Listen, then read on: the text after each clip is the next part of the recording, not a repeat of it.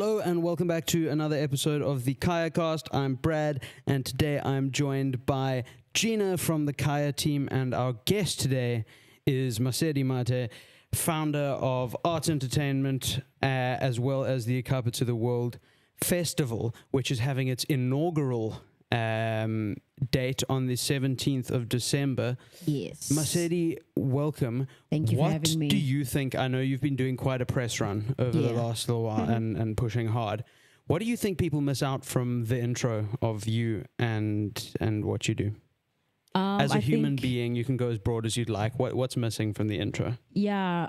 So when I introduce myself to people, I normally just say it's Black Iris to avoid the whole ID name thing. But aside from that, what iKAPA2TheWorld is and what Arts Entertainment stands for is really to uplift Cape Town, you know, and to put us, to build our own systems, build our own industry, and have the capacity to do that. So, you know, iKAPA2TheWorld Festival, like you said, is the first one taking place. And we're really trying to make it a thing that happens every 2 months. And each experience is supposed to be different. You know, you learn something. You don't go home just with, oh, I had a good time, there was a party. But no, you actually take home an educational element, you know, because we find that in Cape Town specifically, or South Africa in general, rather, creators are not educated on the business side of music. You know, they just focus on the music side or even just the creative side. And that ends up becoming their doom, you know. So that's what we're trying to do. We're trying to put them at a higher level by actually teaching them that, hey, there's a business to this thing and this is how it works. These are the platforms that exist to help you and this is how you access them. So, yeah. What got you into the creative industry initially? I'd assume art started first, and then from that, the idea for the iKAPA2TheWorld came. What got you into the industry initially? So I used to like write poetry initially, and then actually the pivotal moment where I decided, you know what, I'm gonna do this like forever is when I went to an Eminem concert. When he was here, The one in Cape Town. Yeah, Sure. I went with my dad, and I was like, so you must have been quite young. That was a while ago. Yeah, I was like, I think I was 14, 15. And, you know, that's not like the place that you would think that a father would take his 15-year-old daughter. Legend of a father. So, you know, and I actually begged him to like, please buy me the tickets. And he was like, no. And I was like, I'm going to find the cheapest one. And we got there. And as soon as like Eminem came out, I ran down. I left him there. And just the whole experience of how like he handled the performance and how the stage production was done and the art element of actually a performance and not just grabbing a mic and jumping up and down. I went home that day. I was like, yo, I want to be where he was. You know, one day I want to have a concert that's an actual experience, a creative experience where the stage, the LCD screens, everything is set up in a way that, you know, the song, it's also like there's a visual element of it. You know, you feel the music. So, yeah, around 2015, 2016 is when I decided to take it seriously and started writing music, started writing rap music. And I started buying Eminem CDs and just studying him and all of those things.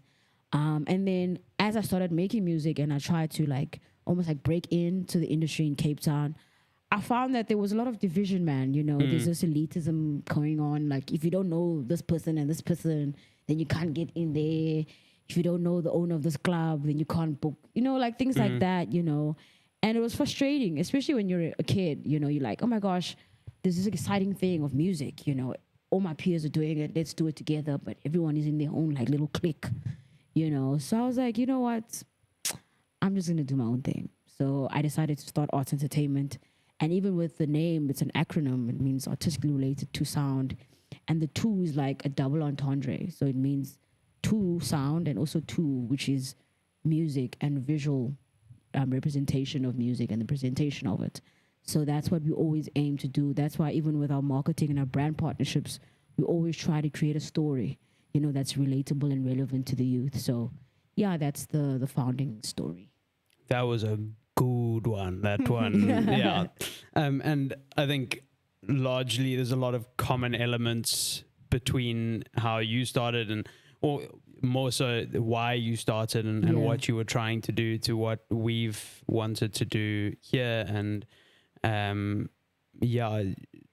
my first company was very similar in terms of the event space in like, yes, exactly. There's a lot of gatekeeping. There's a lot of clickiness and I like to say there was, and I think it's definitely improving. Yeah, it's improving now. Because we've got young people who are seeing that issue with the industry as it was and going, hey, but guys, this is keeping down so much of the talent that we have to offer in the city and in this country at large. And you know, it's exactly that. I think the talent, and I think we're all on the same page in the industry in terms of the talent is undeniable. Yeah, there's tons of it. definitely. It's in whatever you want to look at: music, art, poetry, rap, comedy, like Everything. whatever it is. There's an incredible amount of talent in. And we're Cape Town focused, and it's starting at home. We had someone, we recently posted a clip talking about, I don't know, just the Cape Town industry, and the person said, in Cape Town and South Africa, and the TikTok people popped off, and like, I'm trying to like look at it from like a perspective. It's not something I said, so I'm also like just trying to. Oh, was it the guy that was? Yes. Yeah, I and remember. people were like, people are like dividing Cape Town from South Africa, like it's its own nation state. Like the problem is people like think of it like these two separate entities. That's what I also got told when I was in Joburg by people there, that Cape Town must stop acting like it's a little island. And I was like, but like, are people just like jealous? I don't know. I think what it is that we treat ourselves like an island because they treat us like an island. You know what I mean? Like the fact that there's a separation between the Joburg, Durban space and Cape Town. You know, we're always like, people don't even take us seriously, like in terms of when we do events. Even in the legal space, like I remember when we were doing research, and I read up on the event summary compiled by the Premier's office. And it said that the industry in general in South Africa looks at Cape Town like we don't have any strategic vision or path with our events. Like it's just ad hoc based. So it's not that we just treat ourselves like an island just because we get looked at that way by the rest of the country. Yeah. And so instead of taking that as a disadvantage, we pivot on that. Yeah. And we're trying to make, even with iKAPA2TheWorld and all these systems that we're creating, we're making them come to us instead of us going to them. Like, hey, we're doing this thing. Please look at us. You know, so that's my way of looking at it. Yeah, interesting. Yeah. I think for me, it's just we're Cape Townians focusing on Cape Town because that's where we can have an impact and that's where we can actually make change that at large, like I would love to spread to the rest of South Africa because so much of what is true about the Cape Town creative scene is true of the rest of the country. I think there's a lot of parts of the country where the creative scene is a lot better capitalized. Yeah. Joburg in particular. Yeah. Definitely. So like what you're saying about they see it more here as like an ad hoc, like, I mean, there's a stereotype of like Cape Town, they're like way like chilled back, like laid back, and Joburg, so they're like fast paced like business, but that doesn't mean that we're not capable of like, you know, running businesses. We're not just like on the beach like all day, you know. Even like that's nice. even like I don't want to be like political or anything, but I'm gonna bring up the recent thing that just happened, like with the Cotton Fest. Yes. You know, people were like, why are we like pushing for a Joburg thing? Yeah. When Cape Town people try to do a festival like Cotton Fest, no one is as supportive. You know, we're not all talking about it. You know what I mean? And that's why like some of the artists or most people that I know, they like boycotted not going because it's like, you know, yes, it's Ricky's vision. And I'm sure even the way he wanted it to be wasn't what had happened. Yeah. You know, like with the lineup, with even the whole open mic thing, that was very insulting. You know, why are you having open mics? You never had open mics in Joburg. You know, it's like we have to have a competition now and fight amongst ourselves for the small market. You know what I mean? So things like that, it's like we get treated like that by the rest of the country. So we trying to like create unity amongst ourselves as a city. That's why we're focusing in Cape Town first. And then naturally, once the growth has been established there, we will expand nationally. You know, like how Youngster started. Youngster started locally in Cape Town, and now he's spread. So it's going to happen like naturally, you know, but people shouldn't like, I don't know, put this ideology of what they think we are. When, you that's know. sort of how I viewed it as when I was like, am I missing something? People seem really passionate about this. So. Look, and I think Youngster's an incredible example. Shout out to Youngster. Saw him perform again last week and just always unreal. But the realist like repping of his city that is like it's so compelling and it's so beautiful to watch. Like it's really incredible, like watching him perform and the passion he's got for the city. And, you know, I don't think anyone who's really passionate about Cape Town is, I mean, look, there are some Cape Town independence, whatever the fuck that nonsense is. But like, we can swear. Yeah, you can swear, please. Yeah. I've been like worried because on the radio, on the radio I have to like keep my tongue. This is not daytime television. You can say whatever you want. All right, bad. But like most people who are invested in the Cape Town industry, I'm not like backing the Cape Town industry at the exclusion of the South African industry. Yeah. Like I'll also share those artists, but I'm here. The people I know and love in the industry are here. The people who I just see by virtue of being here are here. Yeah. So naturally, That's my support and where I can focus my support. And I think that's the other thing is because it's an undercapitalized industry, because there's not a lot of infrastructure, because there's so much lack of knowledge and education and understanding, like we have to really focus in on a specific market to have an impact in the kind of creative market as it is. And for me and for you right now, that's Cape Town. And, you know, but like, fuck it, I want to, you know, and I think it's, as the festival name says, like iKAPA2TheWorld. Like, I want us to be able to have this impact all over the world. Yes. But always remembering where we came from. Home, and what got us into it and the passion that got us into it. Yeah. Speaking, unless you want to, go for it. We sometimes fight over the mic, and such a couple. I wanted to take it back to arts entertainment, and your business partner isn't here today, but I just wanted to like know in the lead up to this event and it's you two mainly running it, right, as like the head, or are there more people we don't know about? Yeah, there is a team behind us, but we're the two running it. Okay. Yeah. Sort of like what your roles look like in putting together something like this and how it's been. So between us two, I'm the creative person. So like whenever I do events, like or any project, I always think of it from a creative element.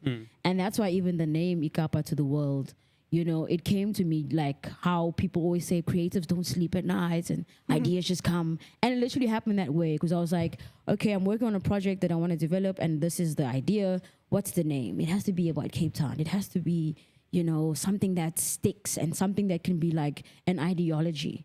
You know, and what better was iKAPA2TheWorld, you know, because everyone knows what iKAPA means.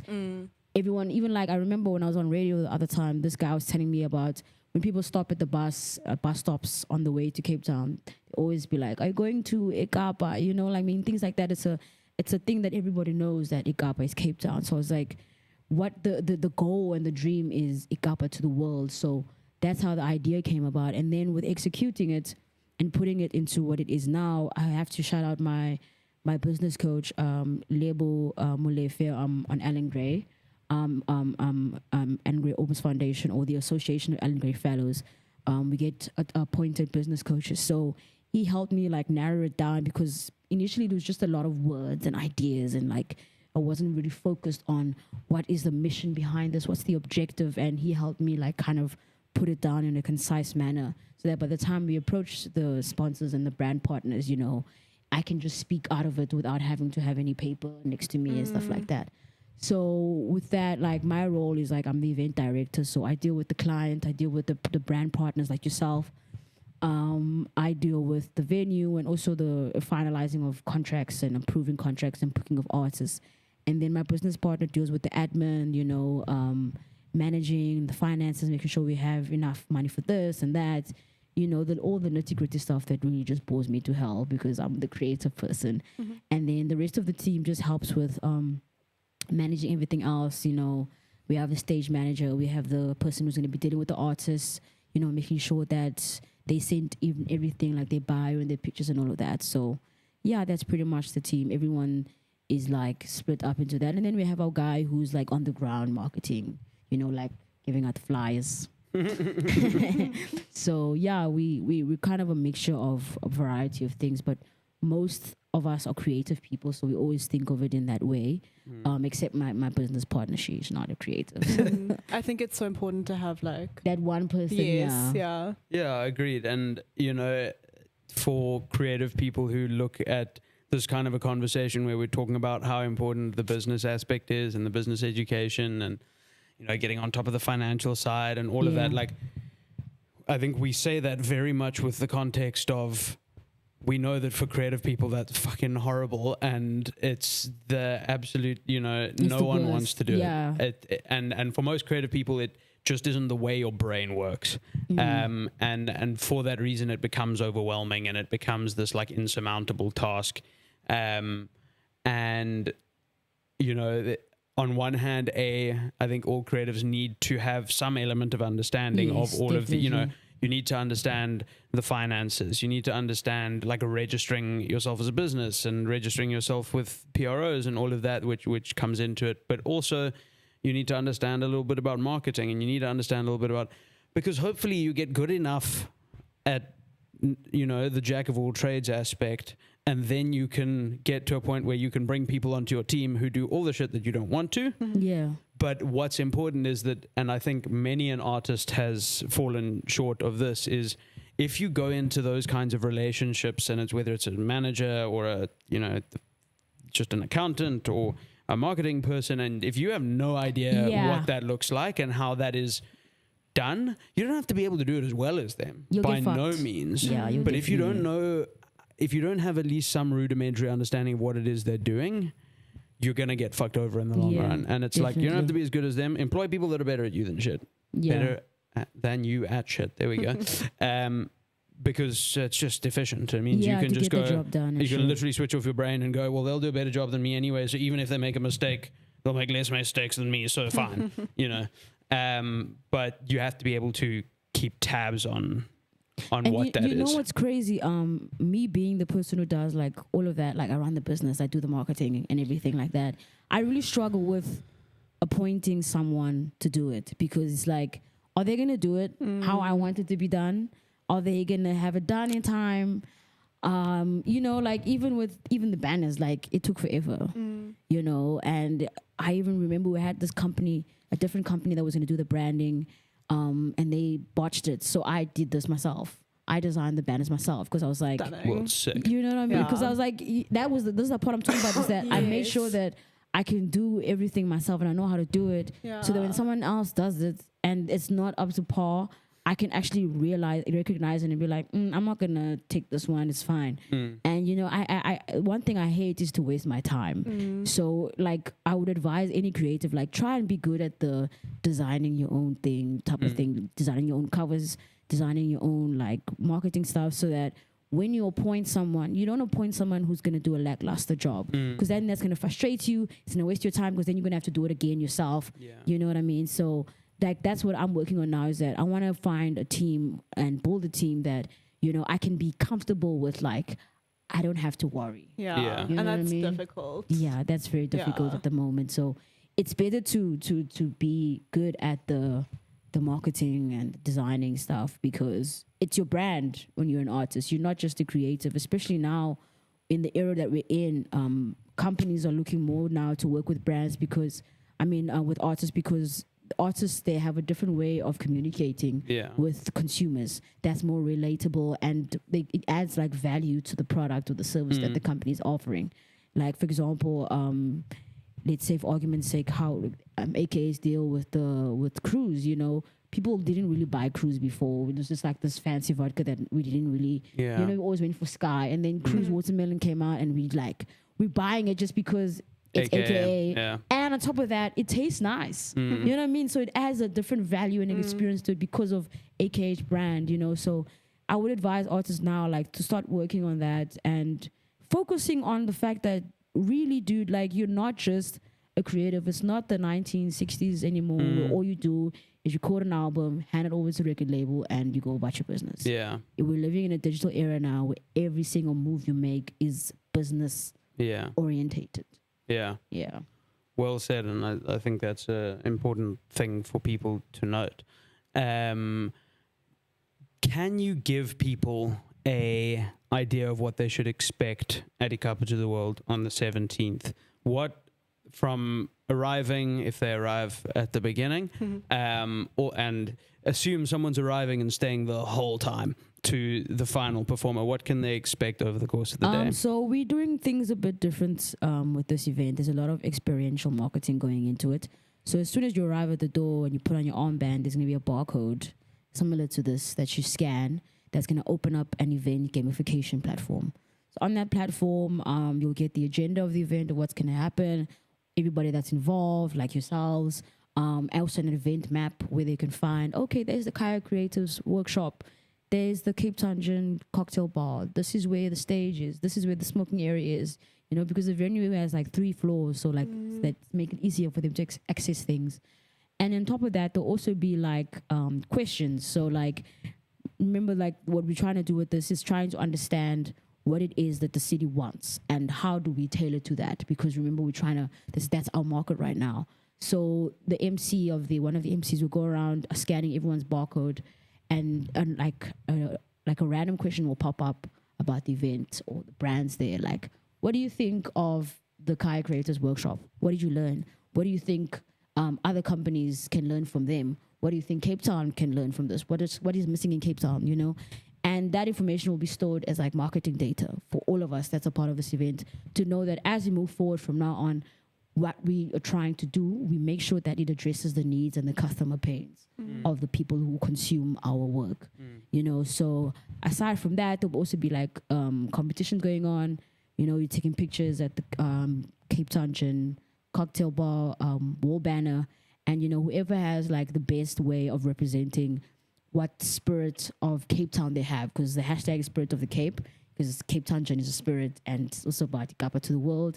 So it's a little play on words on that. So whoever has like the best representation of, you know, this is my spirit of Cape Town, the love I have for it, they're gonna win like a Cape Town Gin package and a free gin tasting. And then there's also gonna be like a prize for an MC who like freestyles around the iKAPA2TheWorld word. Like, come up with a freestyle, either you're singing or you're rapping, whatever you want to do, that's going to be happening. And then with that, we have a prize for them courtesy of Alan Gray, where they'll get a notebook to write all their raps and all their songs, a laptop bag and all of those things. So aside from all the like branding stuff, there's also going to be incredible performances from Cape Town's finest. And I was very specific with this lineup also because I didn't want to choose the usual people, you know. So there's a bit of a mixture of everything, from house to boom to hip hop to piano. Everything is like, it's a vibe for everybody, you know. So there's going to be Holy Alpha on stage, SLK, Boot Legend, myself, I'll be performing as well, Killer G coming in with the R&B vocals, and then DJs as well, rocking the decks, Senora, Luto Esse, DJ Mafagu, Fish Parcel, and Surreal Sessions. So it's going to be a vibe, it's going to be an experience. It's going to be very different to what people are used to when it comes to a festival. Like I said, there'll be workshops as well by you guys and Berry Exchange platform, which is going to teach the artists how to make money on the side just using their phone, you know. So things like that, where it's an educational element and people can actually feel like, okay, I can see myself coming to this event again, because the next time they'll be learning something else, you know. So yeah, that's what you can expect on the 17th. VIP unfortunately sold out, but general access tickets are still available at web tickets or at any Pick and Pay outlets. So yeah, it's going to be a vibe, man. It's going to be from 1 p.m. until 11:30 at night. Please come with your dancing shoes on. Please come with your brain tuned in for learning, and just let's have a good time and get into December with that iKAPA2TheWorld mindset, you know, the ideology of, hey, by 2023, we have the potential and the capacity to take the city to the world. Cheers to that. Yeah. Did you have a... Yeah, I was going to say, I've been seeing, as you're releasing like some of the artist stuff, it's like the event poster and then like a little video that they've made. And we were literally just talking about another festival that we feel has become like a bit aged and like, I don't know, their marketing could whatever.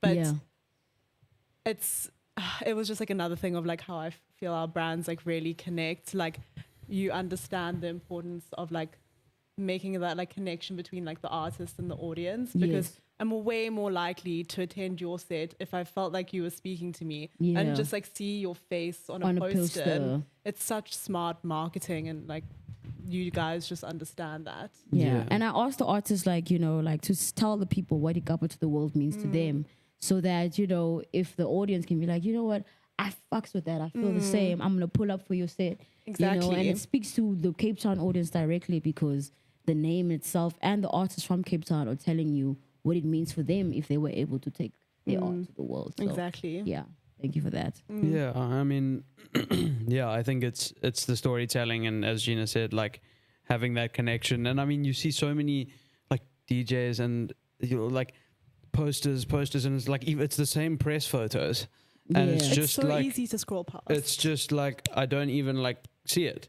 But you know, as soon as you've got a video of that person talking to camera about something that means something to them, you know, particularly like their city and an event that exists to celebrate that's so much more compelling. And people do need to just get their shit together and start being a bit more real. And, you know, like no one cares that you can make a nice, pretty graphic now with an artist photo. Everyone has Canva. Everyone knows how to do it. Exactly. Shout out Like, Canva though. Shout out Shout out Canva Canva, for yo. like launching. Canva made this, yo. Yeah, I mean, Yes, no hate to No Canva. Let me disrespect, be yeah. very clear. That's a real one. I'm just Yeah. saying, you know, everyone has access to it. That you've got to find Yeah. other ways to differentiate and make it special. And I think that's what.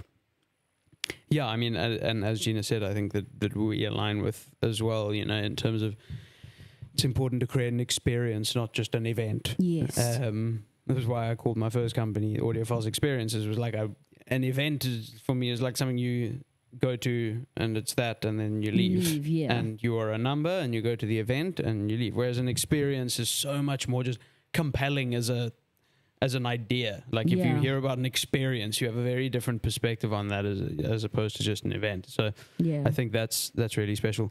What do you think? And I mean, we've kind of touched on a lot of different aspects, but what do you think is the thing that's missing? And maybe, you know, we can push you to get a bit more specific, because we've already discussed that a big part of it is education, a big part of it, you know, is access. But if there was one thing that you had to pinpoint as the most, I guess, like critical solve that we need to figure out in the Cape Town creative industry that will be the thing that takes iKAPA to the world. What is that, you know, what does that look like? Damn, because it's so multifaceted. I know it's a horrible question. I would say lack of investment and inadequate infrastructure. Those things. So if we had government, municipal government specifically, and provincial government invest more into arts the same way how they do in Joburg, then we might be in a different playing field. And I say this because I was pitching my company and my event at a workshop in Sandton 2 weeks ago. And one of the people there, a colleague of mine, he had an event the week before, and it was funded by the Arts and Culture Department in the province, and they gave him 150,000 rand. Hey, Wow. yo. Yeah. Wow. So he was like, you should apply. And I'm like, dude, you don't understand. We're not in the same city. We're not in the same province. Like in Cape Town, accessing government assistance is so difficult because it gets so like clicky and like, you know, and also just like the division. Like I was speaking to a colleague also who works in the radio space, and we'd see that the people who have the money, they only give you the money if you push their agenda. So if they want to push Cape exit, I don't know, like the Brexit of Cape Town. Yeah, if you're gonna push that agenda, they'll give you the money. Yeah. But if you're like, I don't mess with that, so I can't, and they're like, okay, then we'll just like give you the money, and then we'll gatekeep everything you do. Yeah. You understand what I'm saying? So that's the issue then on the investment part, and then the inadequate infrastructure is that, you know, if you look at how many studios you'd find in Joburg and Durban and other cities in the country, and the rates and also the rates of equipment and just hiring anything, it's so much cheaper. It's so much cheaper. Hiring out a club, hiring out a venue is so much cheaper than in Cape Town. So when you want to have an event, you find yourself deep into debt because of how Yeah. much money you have to spend on hiring certain things out. So that's where the infrastructure is not there. There's not enough assistance where like private corps or even government invest in, okay, we're going to build this space and the rates are going to be affordable for the regular guy. You know, it's not, you know, a premium offering type of thing. You know, like I want to also say shout out to Bridges for Music because they're doing that and they're doing it in the township in Langa. So things like that need to happen more frequently, you know. And I won't say it's an easy thing because like we also have the issue of crime and all of that, but it's a start, you know, to put those spaces in the townships, in the areas where, you know, the guy is talented as fuck, but he doesn't have enough money to go pay for a studio that's 1,000 Rand per hour in town. You know what I mean? So that's where like we're struggling. And even with building your own home studio, I'll say this for free. Like I built my studio by buying equipment from Joburg because it's more affordable. Like if I can compare the prices of the store I bought from in Joburg to the what's it called, Marshall Brothers or something like that here in Cape Town, it's so much cheaper. That's interesting. You I understand didn't what I'm know saying? that. Yeah, like Did you know that? Most is just a lot more infrastructure in Joburg, so Yeah, things tend to be so- cheap. Cost of living in Joburg at It's large is much cheaper. lower. Okay. Yeah. You know, across the True. board. Yeah. I want to, on that note, if you're trying to build a home studio or want to buy some gear, I'm going to shout out my homies at Soundworks because they're a lot cheaper than the Marshall Music or the Mars Music or the... I should not be saying... Actually, no, it's a private endorsement. Fuck it, I can do what I want. Yeah. But Don't worry the about other it. chain music, let's not get any more into Names, it. yeah. But shout out to the guys at Soundworks. It's Interkai. It's a family-owned business. They've been in the industry for decades. They know what they're on about, and they don't take the piss. And if you tell them that Brad sent you, then maybe they'll be nice to you. I don't know. But yeah, you know, I think that's the other thing is that something like Soundworks, and I, you know, from a sound perspective, I've worked with tons of people over the years, and their primary thing is live sound, but you know, recording, music instruments, everything. Yeah. And the amount of people that don't know about it, it's also because Yeah, they're but a it's small also just family-owned like brand, and they one- don't really. Yeah. You know. But you know, like, let's be sharing these resources because the point to me is there are spaces that exist in Cape Town. I think Bridges for Music being one of them. You know, a place like Soundworks, which maybe flies a bit in the face of that, you know, high cost thing, where there are spaces. There's also an incredible secondhand music gear store, which I do forget the name of. But I think also what plays a big Yeah. part in the, places like Soundworks not being known is because of like the monopoly going on in the events and sound Yeah. space.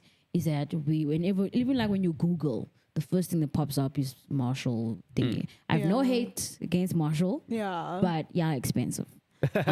So like there's a monopoly going on, Yeah. and it gets tricky for the little guys like Soundworks to come in and be like, hey guys, we offer affordable, Yeah. same quality, you know, but it's more affordable and it's more accessible. So those kind of things that like they also the fact that, you know, the little guy in the township maybe might not have, you know, access to stable internet to be able to Google where can I find Soundworks, you know what I mean? So things like, you know, putting yourselves out there in the spaces where most creatives are at, but they don't have resources and access. That's why we're trying to go into workshops now, Yeah. in community halls and stuff like that, where we hand out pamphlets, put out posters. You know, and all you have to do is just like take the WhatsApp number, because WhatsApp now is the easiest way to communicate as a business. So, you know, making it more accessible to the guy who might not have, you know, the Wi-Fi and the internet, you know, because like I said, like the most affordable, most accessible things are always like in the Joburgs. And if you find someone that's accessible in Cape Town, it's like that one guy, like Yeah. Soundworks, you know what I mean? So yeah. there's a lot of things that play into it as to why we are struggling. But I think the biggest element is the lack of investment. Yeah. Because that also falls into the lack of education. Yeah. And Yeah. also the demystifying of policies in terms of music. You know, like why is it so complicated to register with Samro?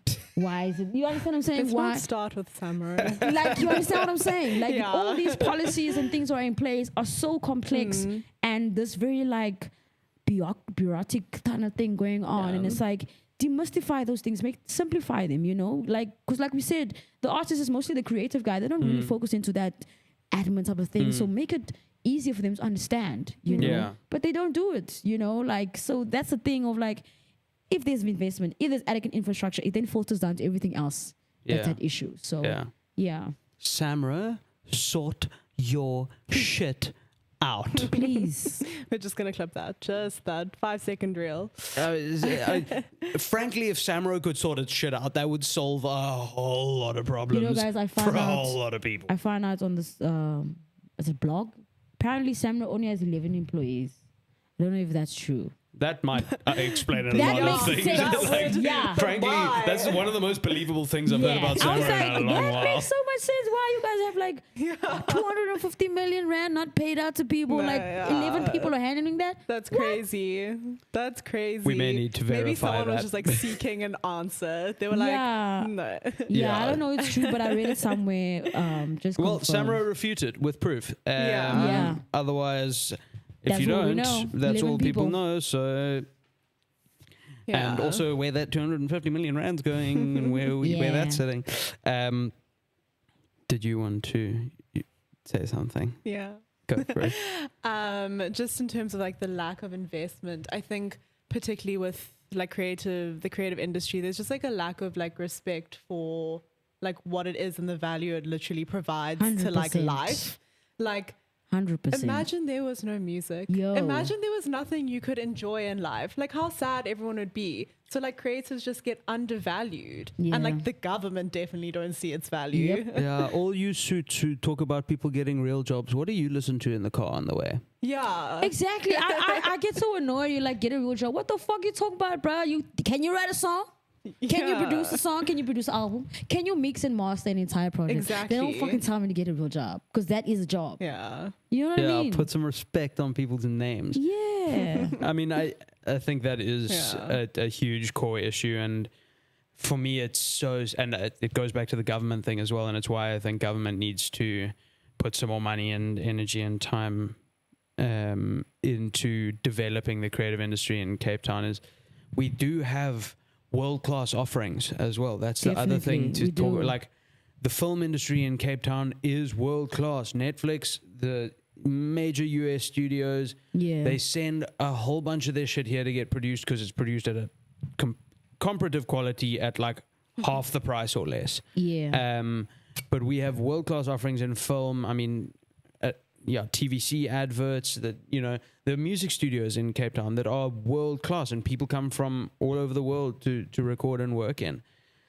What we need to do is really spend time and money and energy on developing I think the visibility of that in in the public eye. And I think it goes back to how we take iKAPA2TheWorld, is like people need to know about that, and people need to know who these people are that in Cape Town are delivering world-class services. Who are the production managers in Cape Town that are running Netflix projects? Like, because they're here, you know, who are the people making the international Audi films and the Mercedes films? Because that shit happens on Solaris. Like, all of this stuff's happening in Cape Town and in South Africa, but people don't know about it enough. And I think a big problem is we're not talking about ourselves enough.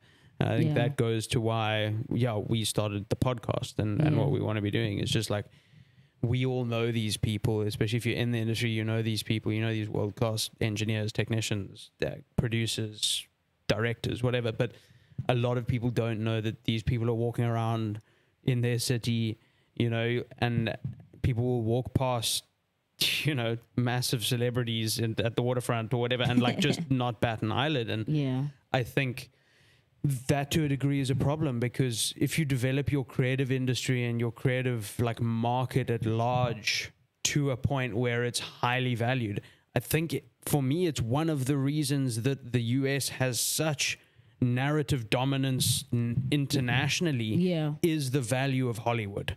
I think that is one of the, because what it fundamentally becomes, and this is becomes a propaganda machine for your country. And I mean, Hollywood has done that incredibly well. But you know, once you have a valuable entertainment industry, people will come from all over the world for your entertainment industry, without a doubt. And I think we need to have that. That's what Nigeria is on now, where, you know, the music is bringing the world to us, and even American artists are also trying to get back into their heritage by coming back to Africa and diving into their roots of, you know, the Afrobeat sound and the African sound, you know. And I think it's important also that we, like us as like creatives and these companies who exist to help other creatives, is that we should put ourselves out there, like you're saying, you know, and that's why I speak specifically to the idea of workshops and actually going directly to people and speaking to them, you know, because you'll find that, you know, people want, like, that's what I remember talking to a friend of mine about the element of, you know, people like, oh, Cape Town is sleeping on me. Oh, yo, I'm going to move to Joburg. I'm going to just do that there. And it's like, Cape Town is not sleeping on you. No one's sleeping on you. You sleep on yourself.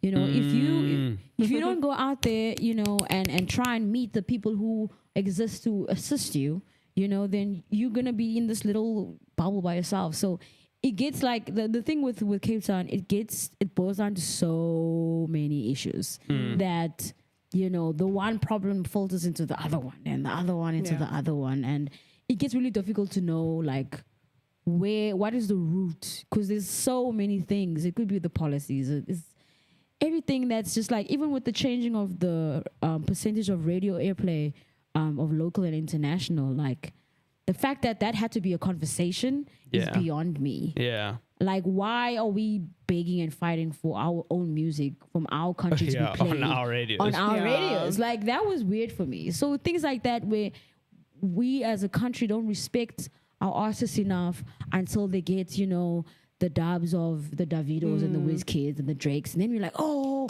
yo, that nigga's dope. That nigga being dope, bro. Like, but you just like, you waiting for them to like commend you're waiting them. for them to be validated by people internationally who don't understand. Whereas that's crap, you know. It's like, we are supposed to be adding that value. Like, even with the thing of like, who was it? I think it was a few years ago. Casper was on an interview at the Breakfast Club, and he was talking about how whenever Americans ask him what is he like in Africa, is he like the Drake or the Kanye? And he's like, that's what he's trying to change. That mindset is that he's not the Drake of anything. He's the Casper of that's it. Yeah. You know, and that's what he's done now. Yeah. Where he's the Biliato guy. He's you know what I mean, establishing that pride in the fact that I'm African. You know, and I'm that guy in Africa. The same way there's the Wizkid of Nigeria. Yeah. Then you know what I mean. Yeah. So there's that element that we need. We have to be proud of our artists, proud of our creators before they even get the nod of the international guys, because, you know, when they go there, they're gone. You know what I mean? And then we're gonna come back and say, oh, they forget where they came from. Da, da, da. And when I say they're gone, is that I mean, like, they're international stars now, so they're gonna spend most of the time there. Yeah. And the appreciation of the art, like, even with, like, for example, Black Coffee, they say now Black Coffee is becoming more European with his sound, whereas might be true, but he's still dope, and he has a bigger audience now than just South Africa.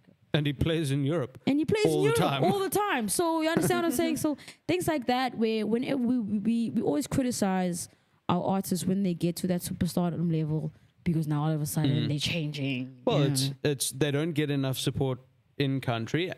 And look, obviously to a degree they do, because they manage to get to a size where they can get out. But I think overwhelmingly, even the biggest artists in the country have so few people in the country that relatively to like the size of the country. Yeah, it's like if you looked at most people's like Apple, Spotify, like artists, it's like probably still overwhelmingly like international artists and like then the local artists that you like and support. But exactly, and there shouldn't be like, I guess, so much of a disparity. I mean, I think even I'm guilty of that. But and I mean, like, look, a part of that is we now live in an international world where it's easier than ever to access music from wherever, and that's fantastic, and that's great.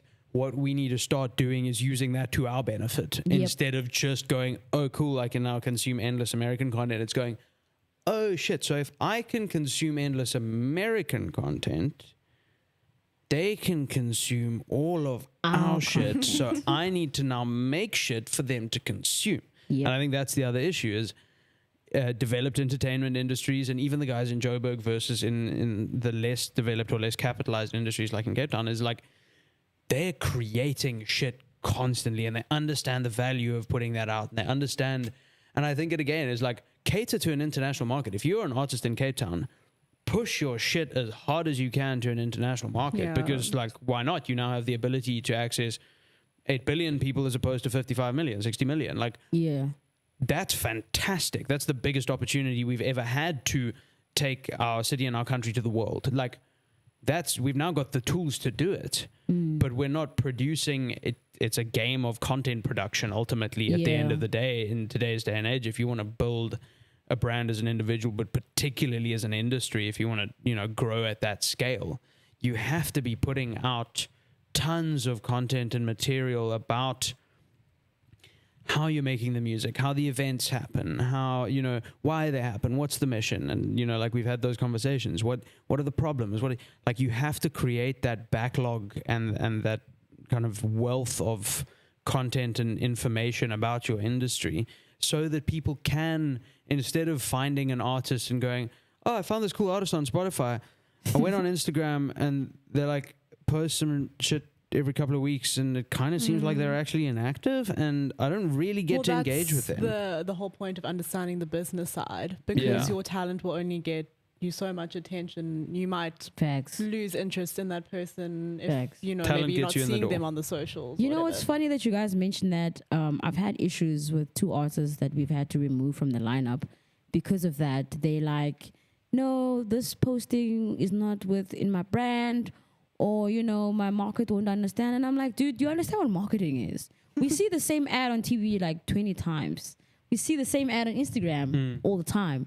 Eventually, you're going to get like, let me see what's this about. Yeah. You know what I Let mean? me at least click on this so that it leaves my fucking algorithm. Yeah, and then you find out, oh, this is really dope. Let me go actually buy this thing. You Yeah. understand what I'm saying? And people not understanding that element and treating their Instagram feed or whatever feed as this like pretty little picture. Yeah. It has to be in specific 3 blocks, and And shout out to those people who do that. Yeah. But like, it becomes an issue when you start becoming a little stubborn about it, where you're gonna get paid for this gig. You're supposed to be posting and promoting as you requested, as you signed in your booking contract, Yeah. which means you understood your task here. Yeah. So that issue of like people being arrogant about it, and it's just like, it's weird to me, because it's like, dude, you're not just making music, you are selling a product. The same way back in the day, you'd go into Musica and there'd be CDs. That's a product. It has a barcode. Yeah. Yeah. You know what I mean? It's a product. So that's the same thing with when you're releasing music on Spotify, Apple Music. That's a product. And then the product again is your brand. So if I find you on Spotify or whatever, and I click on one of your social links and I go there and there's like 3 posts, the last, I don't know, one was last year, one was 6 months ago. I'm not going to follow you, which means I'm not going to want to keep up to what you're doing and interest in the rest of your music. I'm just going to like that one song I heard of you. You understand what I'm saying? So that kind of thing, especially in Cape Town, where people don't take that element really seriously, even if you don't have to post something every day, but just like there's the power in actually creating a story around your music. Like I even started doing that this year, where I released a song and I did a video of like how I ended up writing it and what the lyrics mean and the message behind it and all of that. And people liked it because like they actually also get to see my personality. Yeah. And and it's like when people actually become fans of you, they become a fan of the kind of person you are more than just your music. Yeah, 100%. That's when you get stans who, whenever you could do something, you can do whatever thing wrong in the world, they will still mess with you because of your personality. Yeah. You understand what I'm saying? So that's an important element that people miss, because people want to be assholes and arrogant as fuck and think that people are going to like them. Yeah. It's not going to work. You could be the dopest rapper alive, bro, but if you're a cunt, no one is going to like you. No one's going to book you because you're difficult to work with. No one want to mix a song with you in the studio because you're a dick. Yeah. You understand? So, Kanye. That's what's happening at the moment. Yeah. Yeah. He's was the biggest rapper on the, and I want to we're not getting into that, we don't have the time. Yeah. That's a whole separate hour-long conversation. But like on artists like Kanye, who he and I think Jay-Z is actually probably an even better example of, Jay-Z's not where he is because he's an incredible producer and rapper. Make no mistake about it. Jay-Z's where he is because he's an incredible businessman who happens to also be a good rapper. Yeah. And there's been like quite a lot of study on like Jay-Z's business practice, because he's like, it's a business. You as an artist, you are a business. You're a brand. So you need to have a marketing department. You need to have a financial department. You need to have bloody HR at some point. You know, you need to have, and then you need to promote yourself as a business. And like you said, your music is your product. How are you how's it being packaged? Quite literally, how are you packaging your music? Like, what's the strategy behind that? Why are you doing that? Why is your, you know, like, you know, when you're releasing music and you're trying to promote it and everyone's now trying to promote on TikTok, like, look at, like, be strategic about it. Everyone's doing car release videos. So now it's lame. Like, now you see an artist who does a car release video and it's just, everyone's done it. And this is going to piss off some people, but like, everyone's done it. There has to be a different thing that you do. And I think for like TikTok, YouTube Shorts now as well has become this huge and a very interesting growth platform at the moment. And if you're trying to still catch up on TikTok, I'd say put more time into YouTube Shorts. Yeah, TikTok's a bit oversaturated now. But like, it's still this incredible growth platform. And as an artist, as an independent artist, you can still blow your shit up on TikTok with a good idea, but you have to be original. And I think, like, if you're struggling, literally make a mind map and just like dig into who you are. But like, for example, I love food. If I was an artist trying to promote myself, I'd fucking sing a song every night while I make dinner and post those videos. And then you get to see how good I am at cooking food and how great I am as like an artist. Like, think about what you like. It's not that hard. Just take some time. And I like the fact that you said be original, because nowadays, like, if you blow up on TikTok but you use the generic formats, people forget about you very quickly.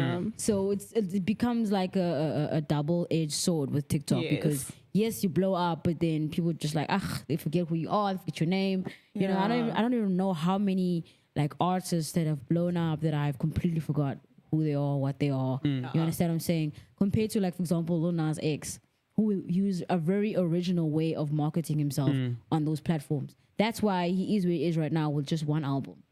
You know what I mean? He was performing on an every award show before the album even came out.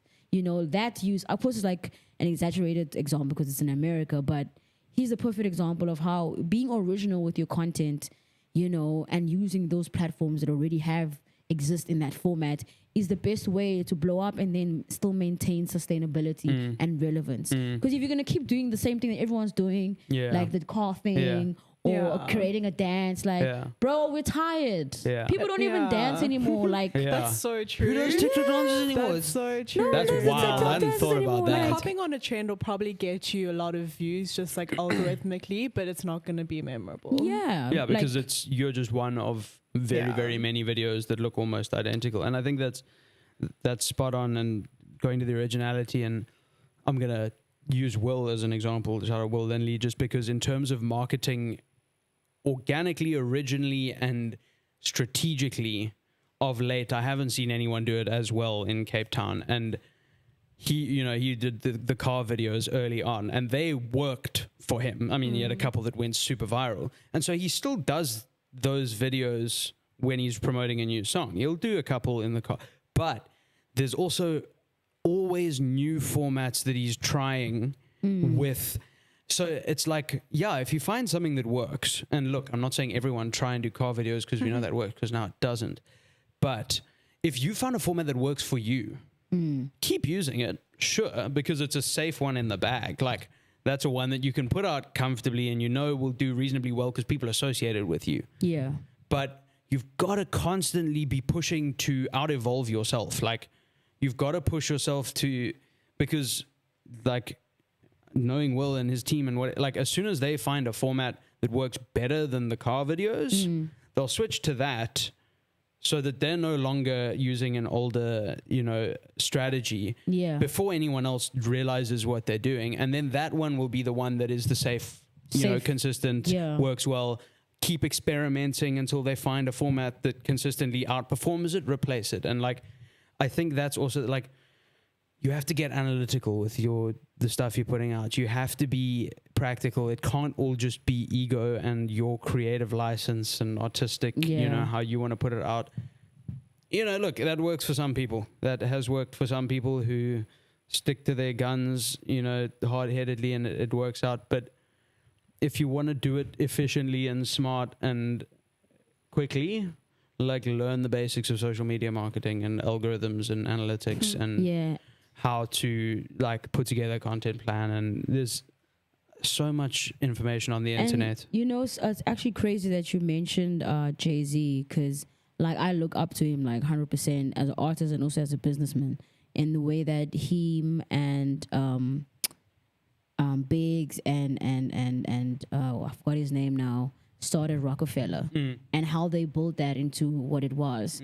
And that's kind of what I'm trying to do, is that we want to build arts into a business, and then myself and our other artists on the label kind of be like the Jay-Z and the Kanye of the label, where we have now the resources and the capacity and the team to push ourselves. But we first need to establish the base of the business. You know what I mean? So that's kind of like the aspiration that I'm looking at. You know, and I wanted to say something on the TikTok thing. I always imagine it as like the chips industry, like with Lay's and Simba. They'll always sell the originals that we love, you know, but then they'll bring a new flavor, like just, you know, to something new, just something new. Like, for example, the new tomato thingy flavor of Simba. The Chakalaka one. The Chakalaka one. Yeah. And it's fire, you know what I mean? Quite literally. That's stuck. You know what I mean? And then there's the new Lay's flavors with the like the brown packet and the black packet, you know what I mean? Like, we still love the yellow and the lightly salted and the blue one, light blue one. We still love those.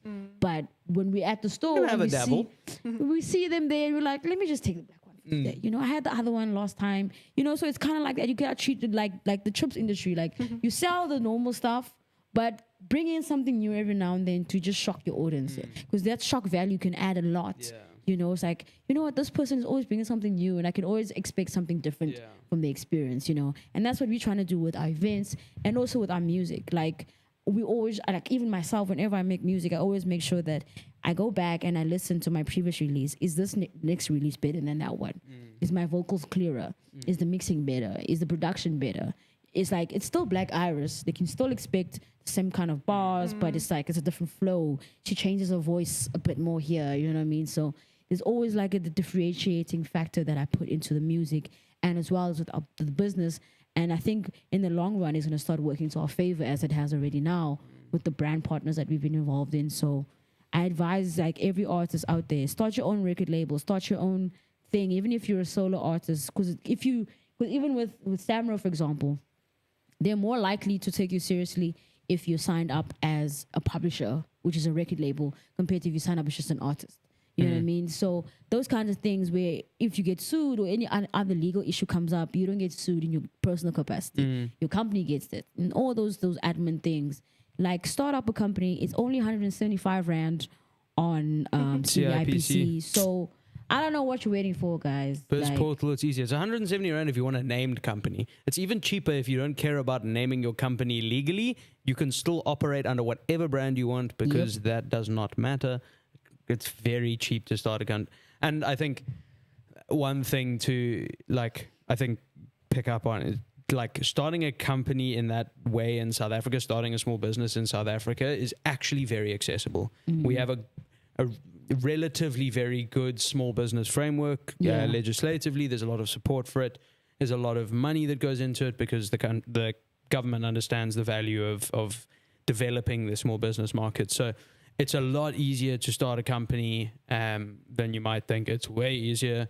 You can do it for free on the internet without a shadow of a doubt. There is a resource for everything you want. There is a open source alternative to every piece of production software you could need. There's YouTube, bro. There's YouTube University. Like, you can do it absolutely. I think obviously there's an element of that we want to, you know, make more real for people, and with workshops, and, you know, it's something we've been considering doing for a long while as well. And, you know, there's a lot of value to that in-person interactive learning in terms of how you can learn these things. But everything you could possibly want to learn about business, the entertainment industry, marketing, finance, whatever, is available for free on YouTube at a level that will match or exceed most university courses in that subject field. and yeah, I think that's super important for people to understand. It's very doable, and I think you're right. I think people do take companies more seriously, which is a bit lame, but it's true.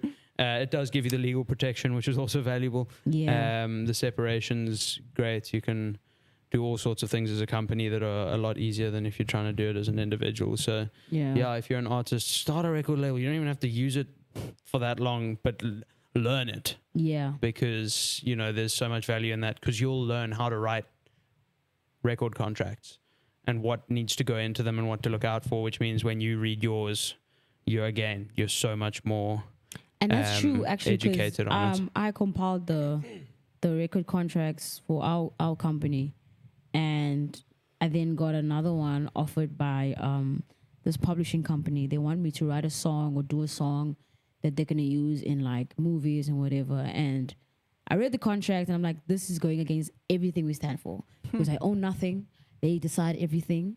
I get 25%, no, 15, something like that. Crazy. Of the royalties. If I want to buy the song back, I have to wait 5 years and all these weird legal stuff. And I'm like, I remember my business partner and I discussing it, and she was concerned because she was like, you do understand that everything in this contract goes against the ethos and the mission of arts entertainment. You're trying to protect artists from these kinds of contracts. It doesn't make sense for you to sign into it, no matter the potential benefit that comes from that exposure. It's like I'm selling my soul just to get that exposure. And It's I was not like, always easy to like stick to your morals. You know, it is sometimes easy to just be like, well, this will benefit me in some way, but in the end, it's very important. as long as I can sleep well at night and I can be like, you know, I did something that I felt was right for me, you know, and I can sit with myself and be like, this doesn't affect my company in a negative way, in the sense that, yes, there might have been a potential benefit in terms of exposure, but it wouldn't have sat well with me to have been stuck in something like that for 5 years. Because 5 years can go very slow when you're in a prison. You understand? So that it came from me going to law school and learning how to compile my own contracts, compile contracts for our artists, compile contracts for booking artists, you know, and these things, like, you can find them online. Like, you can find a template and you can edit them when you want, and you actually learn how the legal framework of these kinds of things work. You don't always have to have a legal company involved. That only comes in later on where the company expands and grows, where you can't always be the one doing everything, you know. But I definitely learned a lot from compiling the contracts myself, going to law school and all those things. So now when those kinds of things come to me, I'm like, yay, something here is a bit off. You know. And companies should like stop trying to take advantage, you know, just have, I don't know if anyone ever will, like, capitalism and blah, blah, blah, but like, you know, just like stop, like. I think it's that element. It's that element of the fact that they know that our artists are uneducated. Yes. You understand? So they're like, okay, we're just going to show them the flashy stuff of, you're going to get money, you're going to get exposure, just sign here.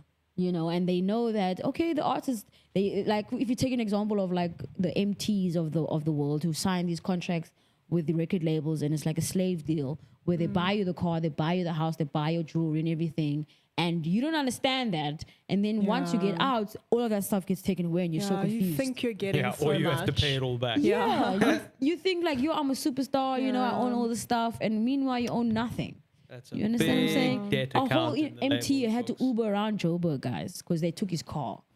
You understand? Like, things like that, that's humiliating. That's demeaning. You know what I mean? So that's what these corps do. Like, they see, but this one is hungry, he has the hustle, so I'm going to take advantage. It's you know, sad. so that's the capitalist system you live in. And that's why if we then educate artists and, you know, encourage them to be more independent, eventually the record labels will only exist for the bigger artists like the Drakes and the Caspers.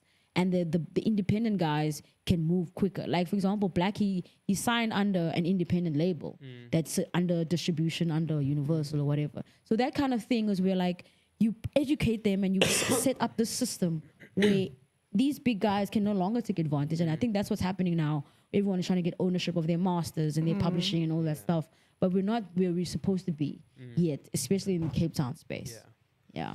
No, it's exciting that people are, I think, becoming more educated and becoming more aware, and that we do have more and more companies coming into the entertainment space that are more ethic and integrity led and mission led, because I think that really makes such a huge difference. And it's one of the things that makes me so excited about the Cape Town industry at the moment is that we have so many new companies, new operations starting up, coming into the space that are there to support artists, as opposed to keep making record execs shit tons of money. Because I think when you have an ecosystem that becomes more ethic and intent led, I like the way you put it, like, yes, you can, there's short-term gains that you could have made with that sync deal, but like long-term it wouldn't have paid off. And I think we've got a lot more people who are making decisions a lot more in that kind of headspace of like, okay, this seems like a quick buck in the short term, but it affects my integrity. It affects my, the way that I want to do things. And I think that's really important and really exciting. On that note, I think it's time we wrap things up, but I wanted to just wrap things up by asking, what is your hope for the industry in 2023? My hope for the industry in Cape Town or in South Africa in general? Let's keep it iKAPA.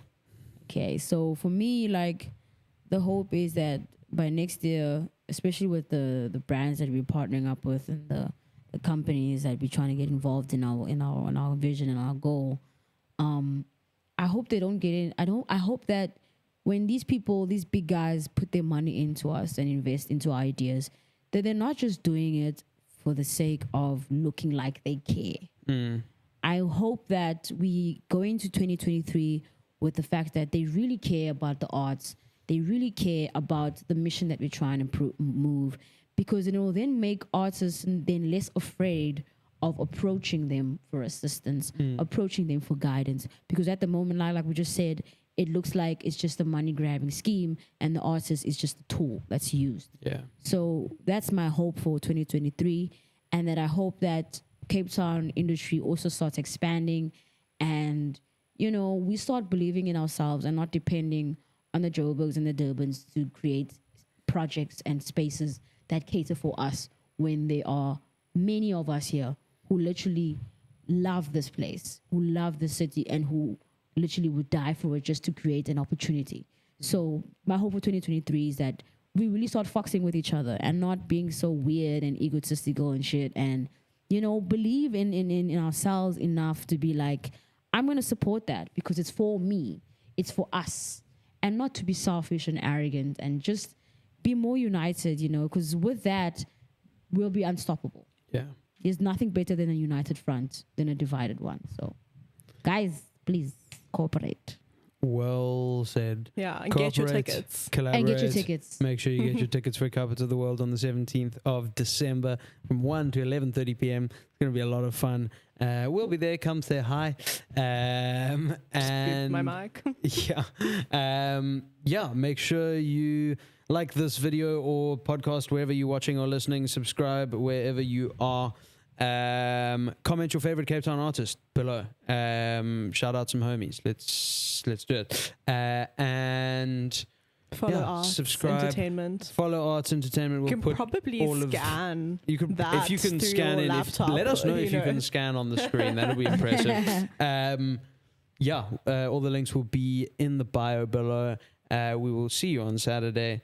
Thank you so much for sharing your time and energy and your vision with us. I really appreciate it. It's been such a cool conversation. We will see you next week. Bye. Bye-bye. Bye.